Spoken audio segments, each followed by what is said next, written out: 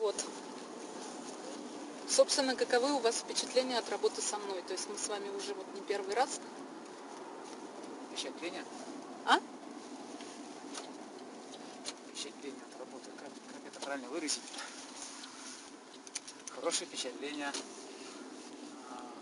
Хороший человек. Скажем. Что еще сказать-то?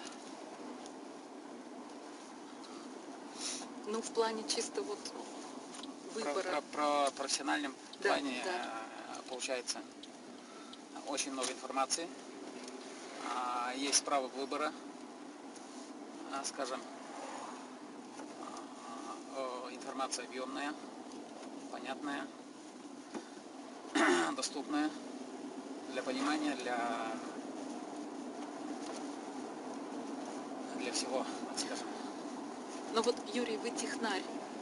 То есть у вас вполне определенный склад ума, да? Я как бы вот, немножко совсем не технарь. Все ли вам понятно из того, что я вам говорила?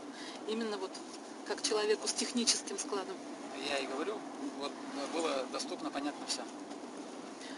Какое-то недопонимание, что-то вот какая-то нехватка, какие-то осадки неприятные, может быть. Не было, нет, не было. То есть абсолютно все понятно.